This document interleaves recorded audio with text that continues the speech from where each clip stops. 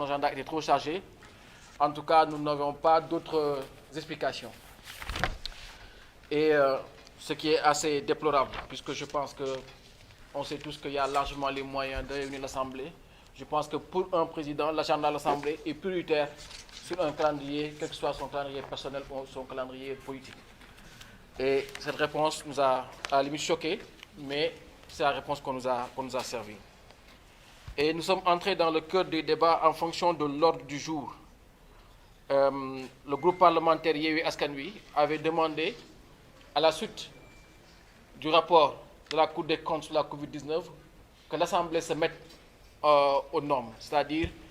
la mise en place de la Haute Cour de justice. Le bureau de l'Assemblée a validé cette demande et à l'insistance de notre groupe politique APE, dès la prochaine session, sur proposition des groupes parlementaires,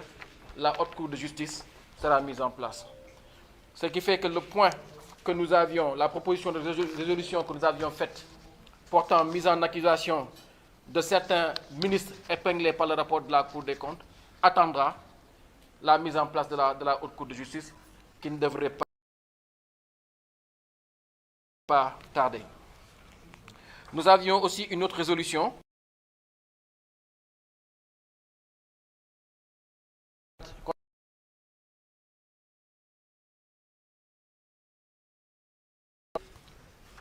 Bien entendu, lorsque nous avions déposé cette résolution, c'était quand il y a eu le conflit.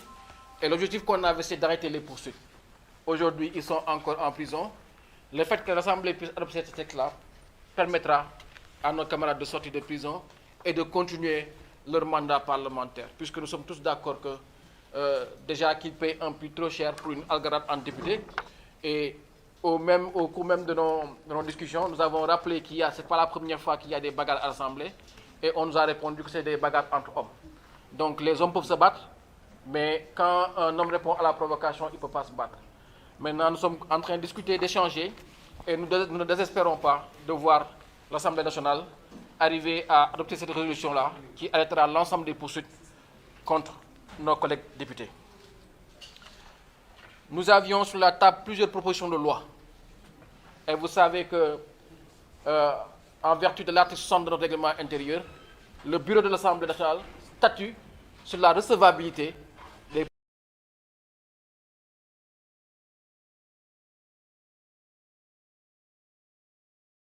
propositions de loi. Les critères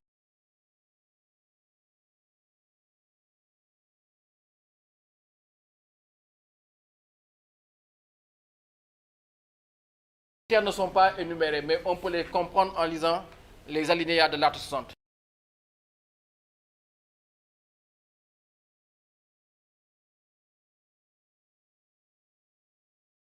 Mais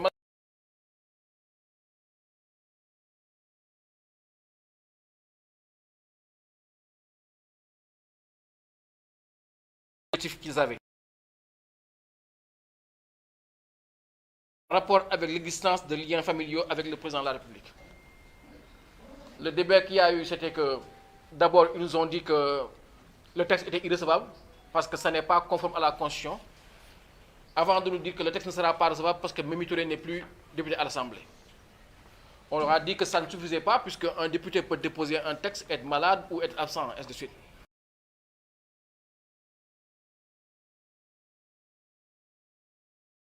Madame Mimi Touré ne sera pas là pour plaider le texte. Donc ce qui fait qu'au vu de ces raisons-là, la proposition...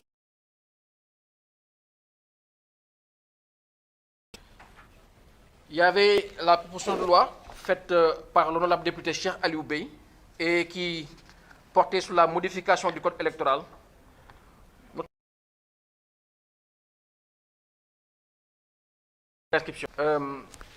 Les commentaires qu'on a eus, c'est qu'ils considèrent que même si le texte est recevable, il remplit tous les critères, il ne passera pas, c'est-à-dire il ne sera pas soumis au président de la République, tout simplement parce qu'ils considèrent que toutes les réformes électorales qu'il y a eu dans ce pays ont été faites de manière consensuelle. Le code lui-même est un code consensuel. Donc, l'Assemblée ne peut pas adopter ou endosser des réformes du code électoral sans qu'il y ait un débat ou un dialogue entre les acteurs politiques. Ce qui est assez incompréhensible, puisque je rappelle que le rôle du bureau de de poursuivre la procédure. Il n'appartient pas à l'Assemblée d'avoir une lecture politique ou d'avoir des considérations. À partir du moment où le texte est recevable, l'Assemblée doit conduire la procédure. Mais cette proposition de loi, en l'espèce, a été aussi déclarée irrecevable. Et enfin, il y avait la proposition de loi concernant la criminalisation de l'homosexualité au Sénégal. Vous savez que c'est un débat qu'on a depuis plusieurs années et que l'association And Samm Jikko Yi avait fait le travail de plaidoyer nécessaire, avait rencontré l'ensemble du groupe parlementaire pour qu'on puisse améliorer la loi de 1966 et d'avoir une loi qui, en tout cas, qualifie ce qu'on appelle d'acte contre nature. Cette loi-là aussi a été déclarée irrecevable après vote par les membres de Benno Bokk Yakaar, parce qu'ils considèrent que cette loi n'apporte rien au débat public, que c'est une valeur ajoutée insignifiante, et que faire preuve de sagesse, ce n'est pas d'envoyer les gens ou de criminaliser. On a même fait un parallélisme entre la loi Latif Gueye, qui a permis de criminaliser l'usage de drogue, et qui fait qu'aujourd'hui, qui selon leur considération, n'a fait que remplir les prisons. Aujourd'hui, ils considèrent que le sort de cette loi-là est la même, et que si on doit voter cette loi-là, elle n'aura aucun impact. Au contraire, ce n'est ni courageux, ni pertinent, au vu de la situation sociale du pays, de voter une loi portant criminalisation de l'homosexualité. Donc cette loi-là aussi a été déclarée irrecevable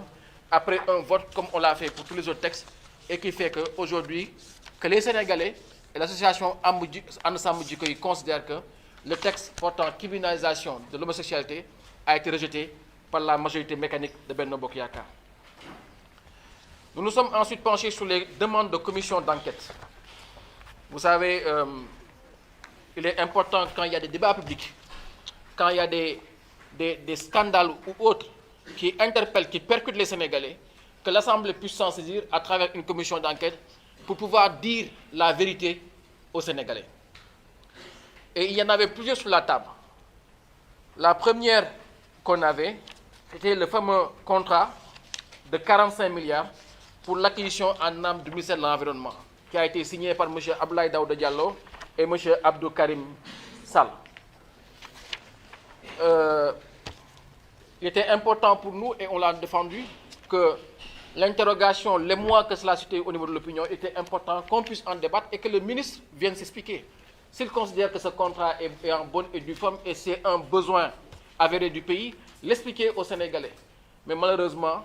on nous a demandé de passer automatiquement au vote, et l'Assemblée considère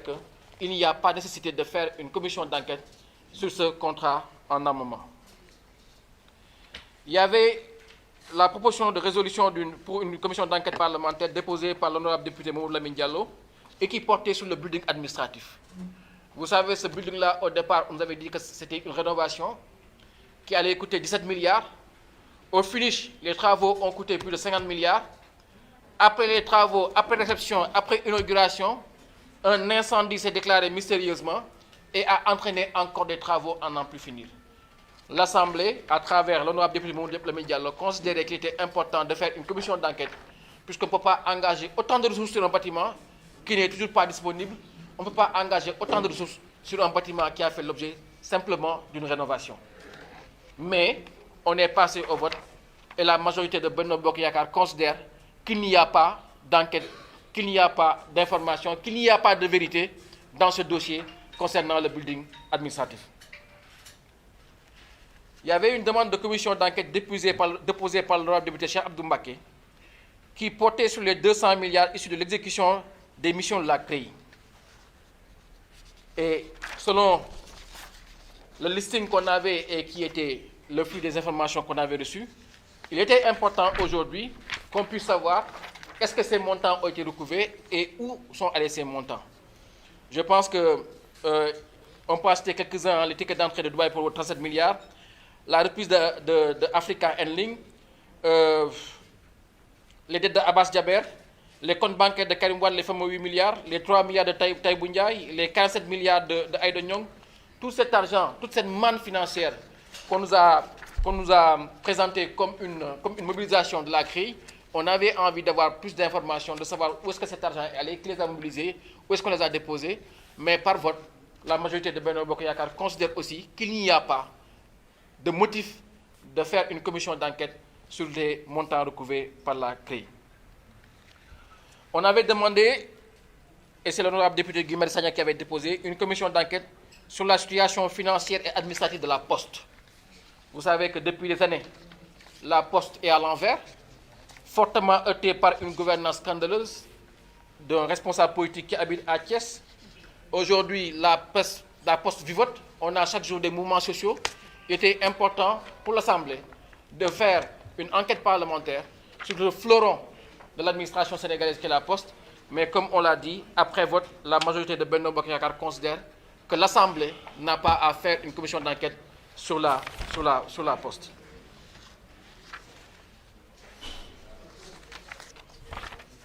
L'honorable député Mamadou Lamine Diallo avait aussi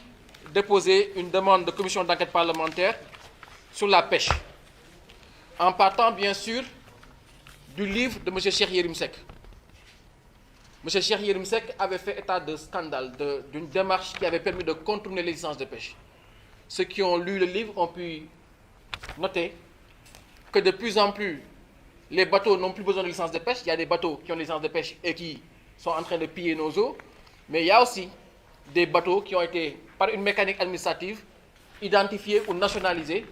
Et l'avantage, c'est qu'ils ont accès à des espèces qui sont interdites par les licences de pêche. Ce qui fait qu'aujourd'hui, des espèces qui étaient dédiées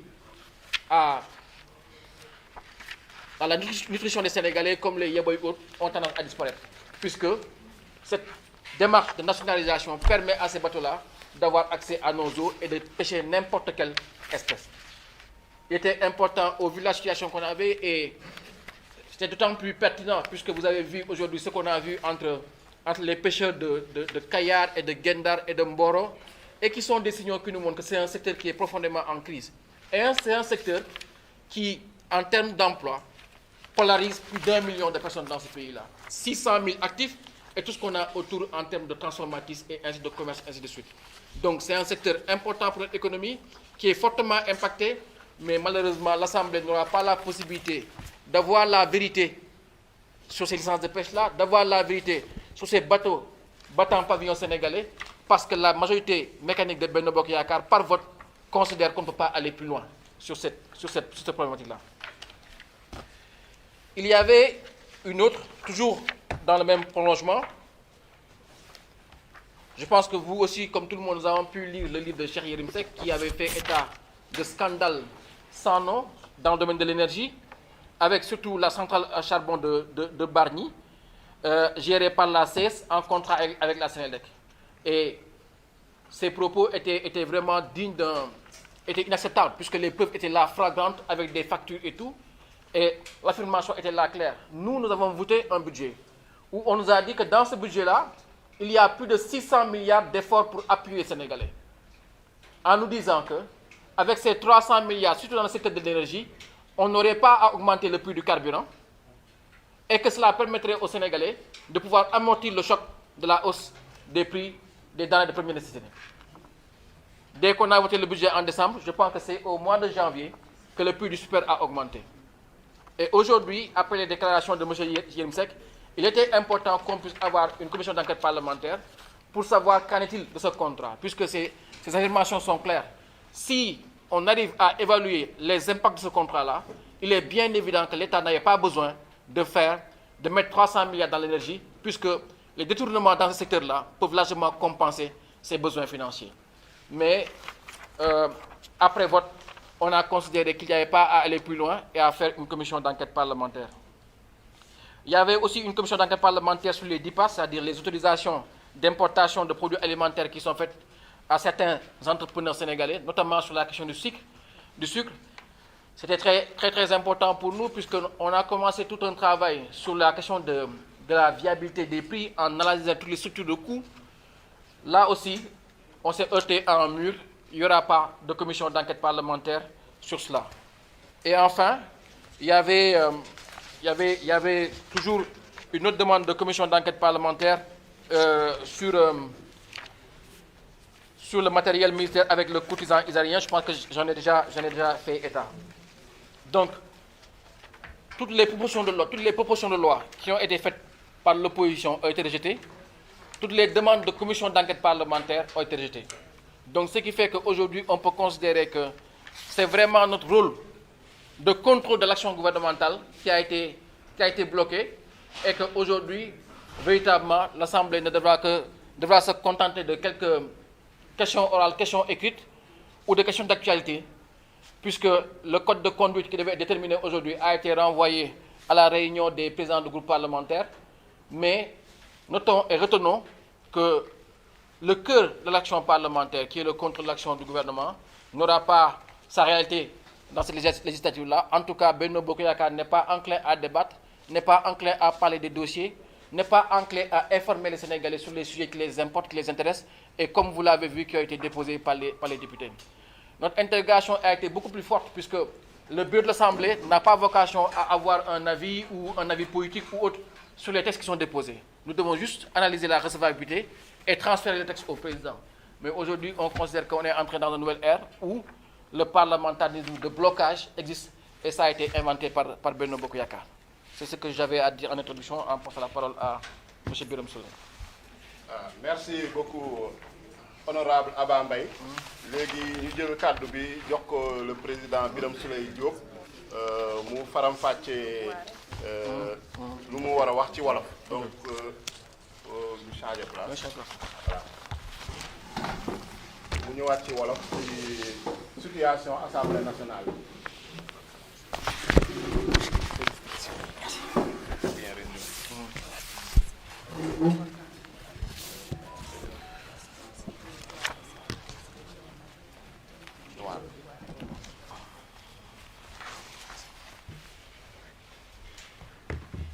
Asalaamaaleykum ñu ngi leen di nuyu bu baax di leen ziar di baalu ak Sénégal yi nga xamante ni bi ñoo ñuy seetaan di wax ni li taxoon ñu woote tey ndaje mi mooy seetlu ngeen ni Assemblée nationale ñeenti weer mi ngi woon nii mu tëjoon ay buntam loolu wéeruwul woon ci yoon ndax du yoon loolu la santaane ci doxalinu Assemblée nationale waaye yéen ay seede ngeen ni am na liggéey bu mucc ayib boo xamante ni député yi bokk ci coalition Yewwi Askan Wi ñu ngi ko doon dox ci biir Assemblée nationale di mandargaal li nga xam ne bii moom la leen yoon jox ci ay sañ-sañ ngir muy liggéey bi ñuy wax liggéeyu député bokk na ci sañ-sañ yooyu li ñu mën a wax initiative loi mooy am sañ-sañu tëgg fent tëralin boo xam tëralin yoon la boo xam bu génnee Sénégal yëpp dañ ciy tënku wala mu jubbanti wala mu dindi loi boo xam ne dem nañ ba gis ni loi bi amul njariñ wala day gaañ ñu mën koo dindi bokk na ci liggéey bi li ñuy wax contrôle de l'action du gouvernement maanaam mu saytu doxalin bi nga xamante ni bi moom la ñi muy votel budget ñi ñuy dénk suñu alal ci dans le cadre du pouvoir exécutif maanaam waa nguur gi seen liggéey ñu mën koo saytu xool ndax lañ leen santoon keroog ba ñu ñëwee Assemblée nationale ak koom bi nga xam ni moom la Sénégalais yi dindee woon ci seen poos jox leen ko ñoom ndax dugal nañ ko fañ ko waroon a dugal ndax kàddu yi ñu tënkoon ni fii lañ ko war a jaare ndax jaaral nañ ko foofu loolu mën nañoo tënk ni mooy liggéeyu Assemblée nationale ngeen seetlu ni ñeenti weer yi loolu jafe woon na lool ba ñun bindoon nañu sax ñi nga xam ne bii ñoom la yoon dénk wàllu yoon di leen xamal ne leen Assemblée nationale kat bopp ba dafa dafa yëmbax nañ ko dindi teg fa beneen bopp boo xamante ni bii war naa mën a tax ñu li ñu bëgg ci Assemblée nationale mu doxe ko tey nag bu fekkee dem nañu ba ñu woote waa Assemblée nationale ñun dañuy wax ni dañuy gërëmaat bu baax député coalition Yewwi Askan Wi ndax taxawaay bi ñu ci am waaye ni ki doyen Lamine Diallo ak ñoom taxawaay boobu lañ ci amoon tey ba tax ñu mën a convoqué bis bi mu nekkoon réunion bi ñu ñëwee tamit bokk na ci laaj bi ñu njëkk a laaj bi ñu jëlee kàddu ci ñun ne laaj président assemblée nationale lan moo tax article 17 du règlement intérieur de l'Assemblée nationale ci tëggin bu mujj wa maanaam alinéa in fine ba ca mujj dafa wax ni l'Assemblée nationale se réunit au moins, le bureau de l'Assemblée nationale se réunit au moins une fois le mois. Ñu laaj ko ne ko lan moo tax yow le bureau se réunit au moins une fois par mois ñu laaj ko lan moo tax tëralin bii nga màbb ko tontu bi mu joxe dama leen koy liiral ni mu ko waxee noonu lañu ko bindee mu ne li tax defu ko c'est une question d'indisponibilité de sa part point lii la ñu tontu c'est une question d'indisponibilité de ma part point ma baamuwaat ko ma ne ko donc c'est une question d'indisponibilité de votre part point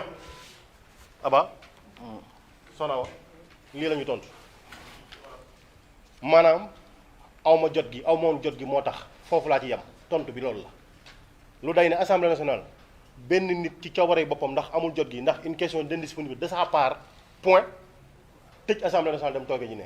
bu fekkee ni nuruwul yabaate xawma lu muy nuru xawma nu ngeen ko mën a tekkee waaye nag terewul abordé nañu question yi nga xamante ne bi moom la ñu inscrire ci ordre du jour bi question yi gannaaw les informations bokkoon na ci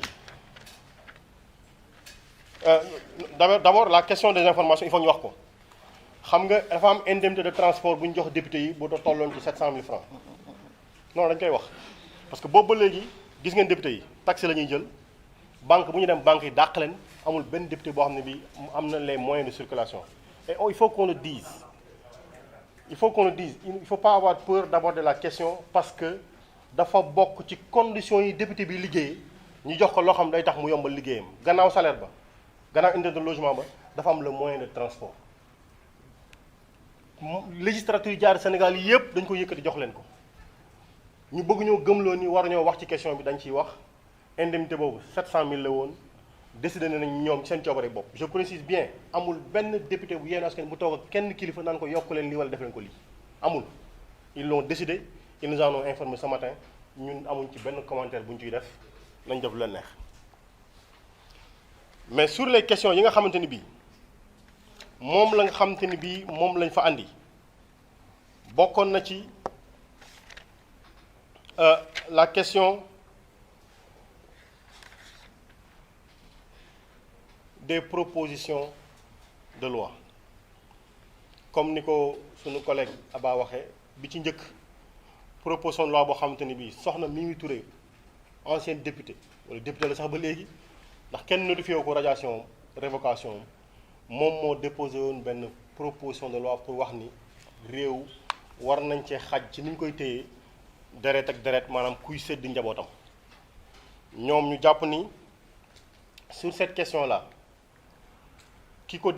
ce n'est pas conforme à la constitution ndax constitution dafa wax ni réew mi warul am xàjjeeg seen warul am ci xàjjeeg seen ci biir diine ci biir askan ci biir maanaam nangam indi yooyu yëpp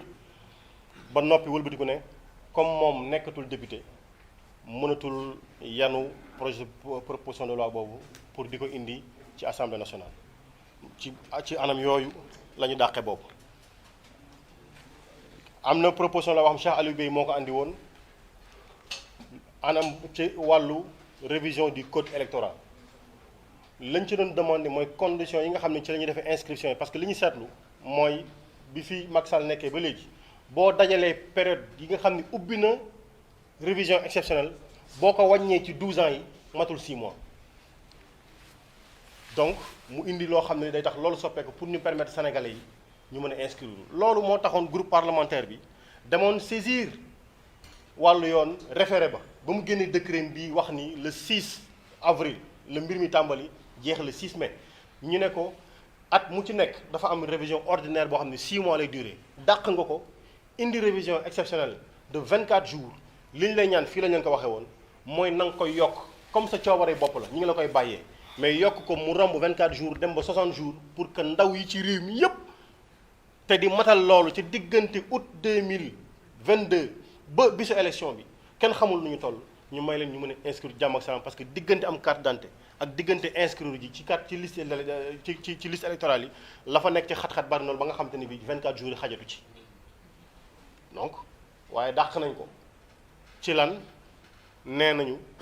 code électoral réforme bu ci mës a am ay déggoo la woon ba kon du ñu mën a nangu assemblée nationale di ci jël loo xam ne lii ala kulli haal ca waxtaan yooyu lañ koy mën a bàyyi la muy tekki bu ngeen déggee olof wala ngeen bu ñu mënee firi li muy tekki mooy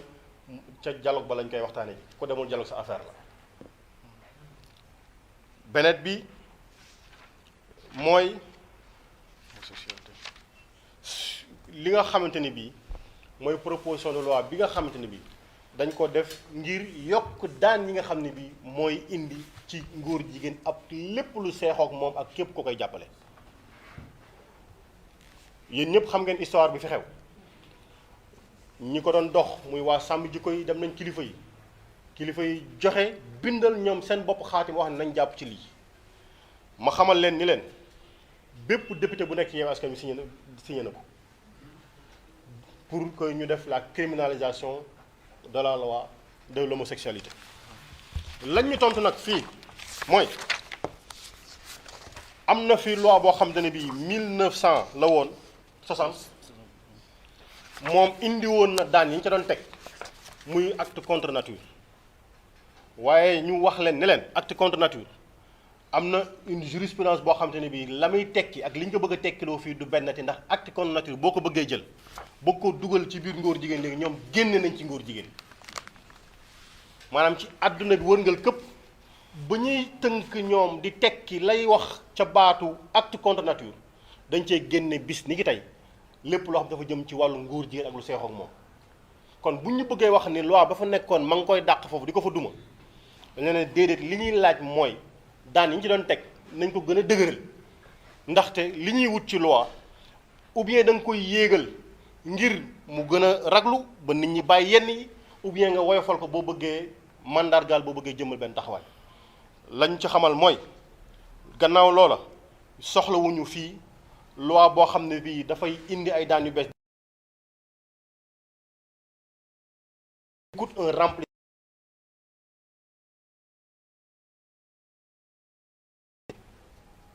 lii may wax ni nit ca ñoom moo ko wax fii bu jotee mën nañoo leeral kan moo yëkkati kàddu yi xam nga ne lam ci teg mooy c'est une réalité insignifiante dans l'espace public.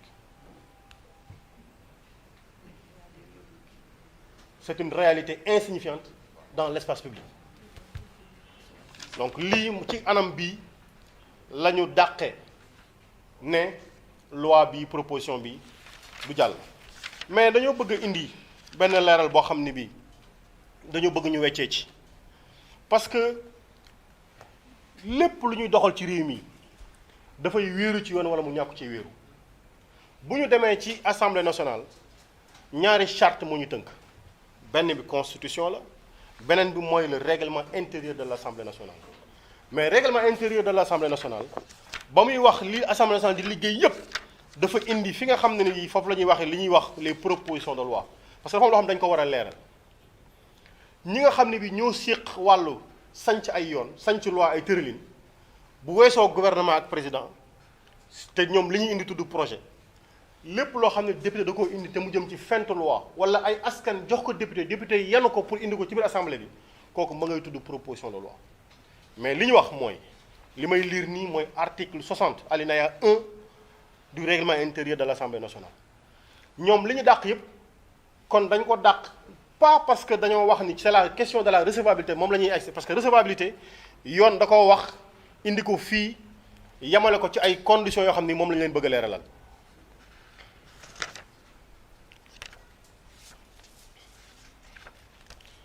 Article 60 alinéa 6 dafa wax ni les propositions formulées par les députés ne sont recevables lorsque leur adoption ne sont pas recevables lorsque leur adoption aurait pour conséquence soit une diminution des ressources publiques, soit la création ou l'aggravation d'une charge publique, à moins que ces propositions ou amendements ne soient assortis de propositions de recettes compensatrices. li muy tekki mooy bépp député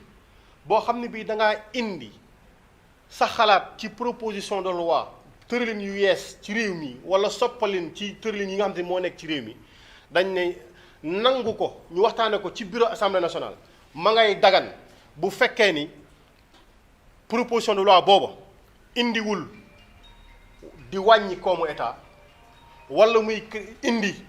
ay bëgg-bëgg yu yees ci wàllum koom ci état wala bu fekkee ne da koy indi yow député bi ko proposé na nga wax état fan lay jëlee ci xaalis boobu.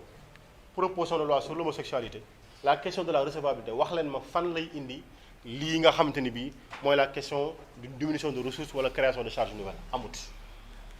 mais liñ ci seetlu ci yëpp mooy nii lañ ko dàqee furaas dalu xëddeen te li ci lii mooy li ci les commissions d'enquête parlementaire ndax li tax commission d'enquête parlementaire di am kooku bu ñu demee ci article 48 lañ ko fay fekk. commission d'enquête parlementaire ñun bu ñu la nee yow yaay député indil nañ la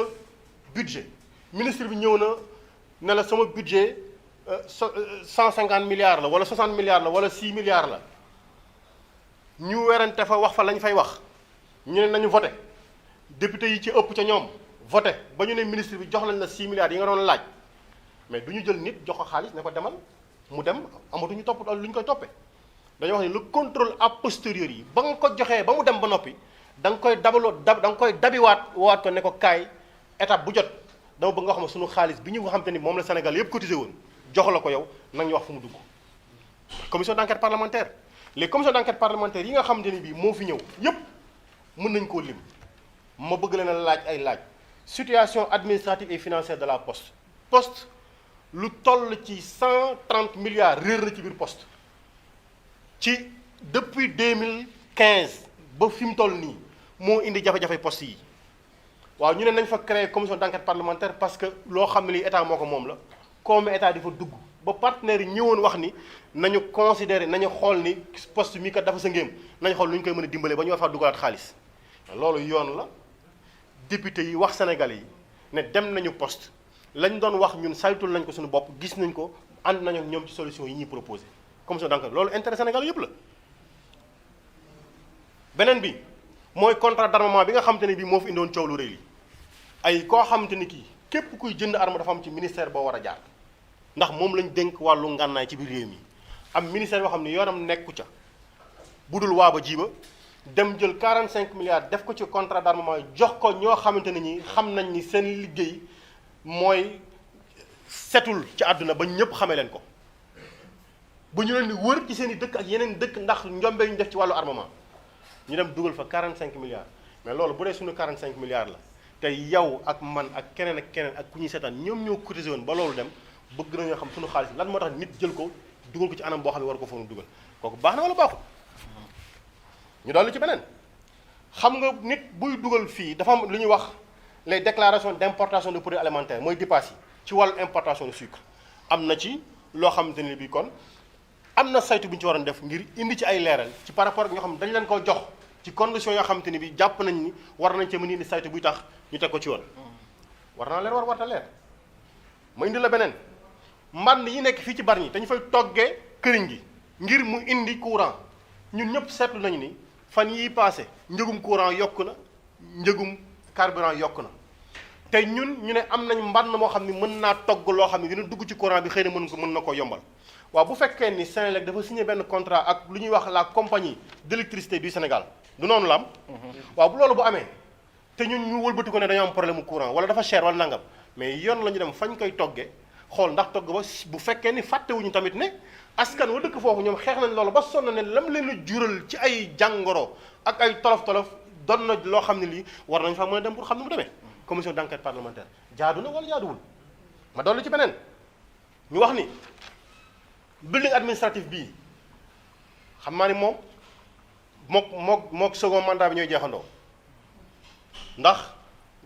koo xam ne kii da nga ba nga faloo nga tàmbalee tabax bu mënut a yegg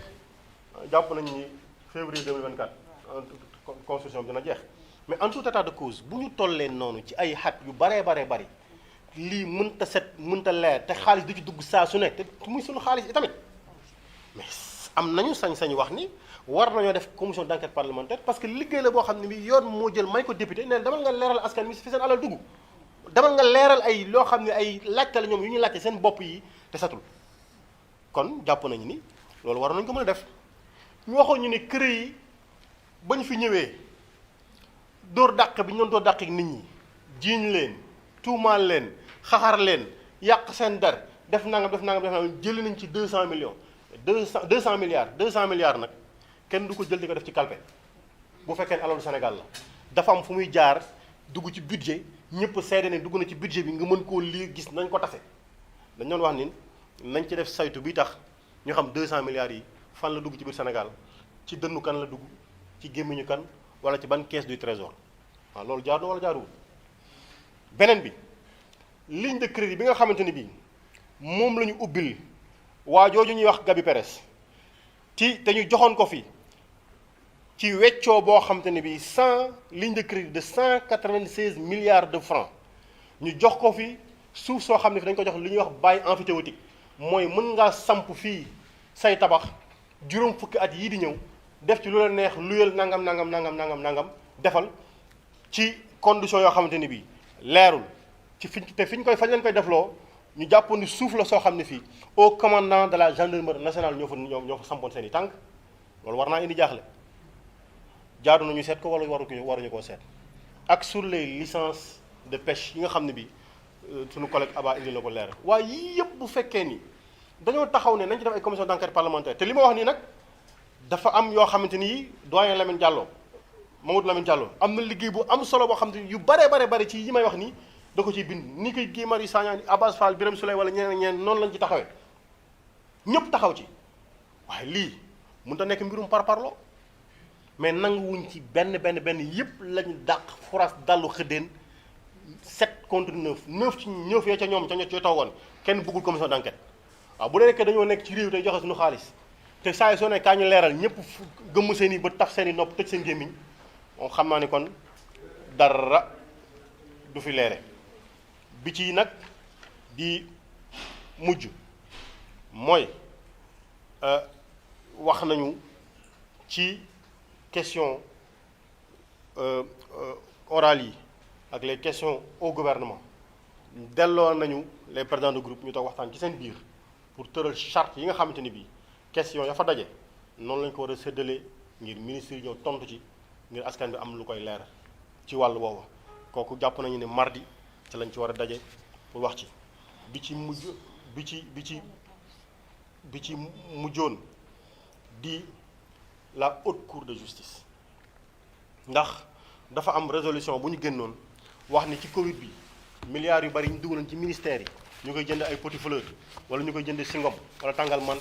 nañ ko leeral waaye képp koo xam ne ki njort nañu ni sa loxo laal na ci lii lu dañuy tarfatal ay ni na nga ñëw wuy ci kanam haute cour de justice ndax haute cour de justice nag mooy ki nga xam ne bi moom la ci Sénégal gii ñu may mu mën a àtte koo xam ne kii ministre la bañ ko defee itamit ñu waxoon ni bu ñu sampee assemblée nationale bu ñu ko xasee ba samp rek weer wa cay topp war nañu installer haute cour de justice boobu gis ngeen Guy Marius Sagna xaxar na ci bay bëgg a dee fu mu toll nii boo ko seetee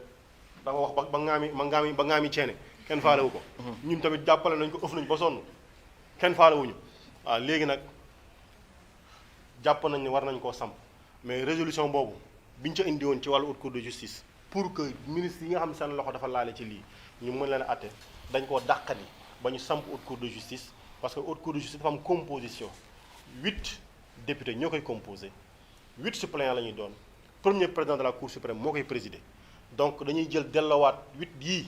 ci quotient ba ñuy wax quotient ba ñuy déterminer pour calculer groupe parlementaire bu nekk ñaata nga ciy mën a am kon loolu aussi dellowaat nañ ko groupe yi danañ ci waxtaan mais bu ngeen gisee ñu woote jotaay bi lii lañ waxoon ni danañ ko andi weccee kook yéen comme ñun ba ñu amee ay jaaxle dañ leen a woo ngeen jàllale leen suñu kaddu bu ñu ooxee nañu kaay leen ñu wax ca la ngeen doon jàmbat danañ ko del sax ci yéen jaaraleen ko ci yéen ngeen mën ñu ko dugalal ci noppi sénégalais yi ñu xam ni ñun de suñu taxawaay weesuwul ci bëgg rek loo xam ne ni lañ ñu sant ñu doxal ko nam ci waree du ñàkk nag njuumte am ndax ay jaam yàlla lañ kese lañ mais bëgg nañu mu leer ci sénégalais yi ne defar dong moo ñu tax a jóg ngeen baal ñu àq salaamaaleykum wa rahmatullah. Merci. Donc merci à vous pour votre présence. Je pense que le point de presse est terminé. Donc, nous allons lever la séance. Merci beaucoup.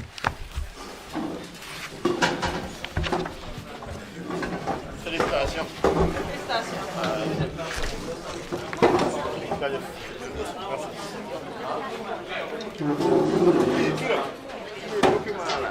faut les partager, les résolutions, les documents.